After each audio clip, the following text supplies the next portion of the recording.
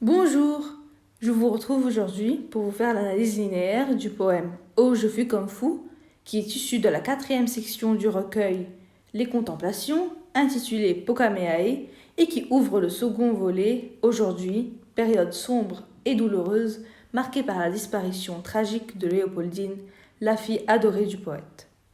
Ce poème évoque les réactions de Victor Hugo à l'annonce de la mort de sa fille. En cela, il revêt une dimension éminemment pathétique. Et donc on va se poser la question suivante, en quoi ce poème est-il élégiaque ? Nous verrons que ce texte rapporte avec une précision presque impudique la douleur du poète, en insistant sur la chronologie, afin de montrer que le temps n'efface pas la souffrance, mais au contraire la renforce. Donc, première partie, la réaction immédiate à chaud, du vers 1 au vers 5. Il faut noter que nous avons divisé les différentes parties en fonction du temps utilisé. C'est-à-dire que dans la première partie, qui est du vers 1 au vers 5, on remarque l'utilisation du passé simple, alors que vous allez voir que le temps utilisé va changer dans les deux autres parties.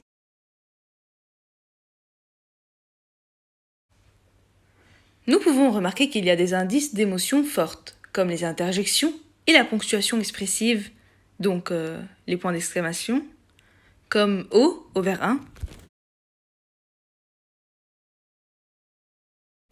et hélas au vers 2, qui sont en début de vers.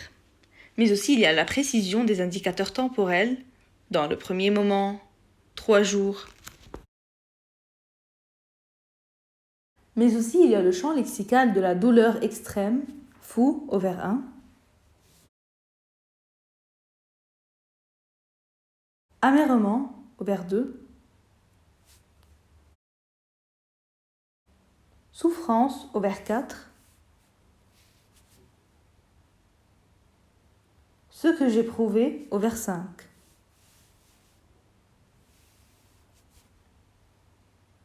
Et enfin, l'amplification par le partage avec les lecteurs, qui fait au vers 3, 4 et 5, par les phrases interrogatives qui établissent la communion.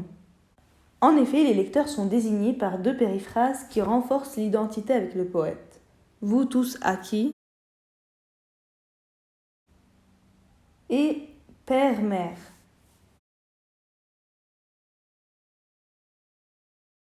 Mais aussi le jeu des hémistiches au vers 5 installe un reflet entre le poète et les lecteurs.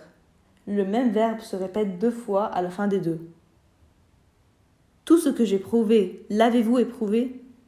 Donc il y a un effet miroir. Comme ça, on a terminé la première partie du vers 1 au vers 5. Et maintenant, nous allons voir la deuxième partie, la réaction prolongée, durable, du vers 6 au vers 16. Comme déjà dit précédemment, cette partie est délimitée grâce au temps utilisé. Et en l'occurrence, c'est l'utilisation de l'imparfait duratif, comme je voulais, ou itératif, comme je fixais.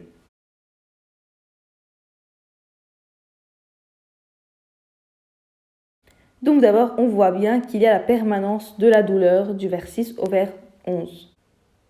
En effet, il y a diverses hyperboles, comme me briser le front sur le pavé, terrible, horrible.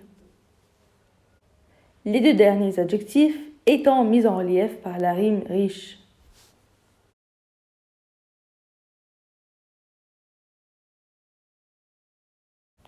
Mais aussi, ce qui montre aussi la permanence de la douleur, c'est la polysyndète du vers 9, qui connote la stupeur, l'abattement et le contraste avec le dynamisme du discours direct non.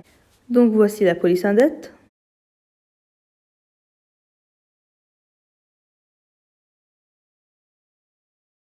Mais aussi la révolte contre Dieu dans l'incise des vers 10 et 11, par la force de l'interrogation oratoire qui dénonce l'injustice divine. Est-ce que Dieu permet de ces malheurs sans nom qui font que dans le cœur le désespoir se lève ? Il y a aussi la force de la généralisation par l'emploi du pluriel, ces malheurs, et du présent de vérité générale qui font.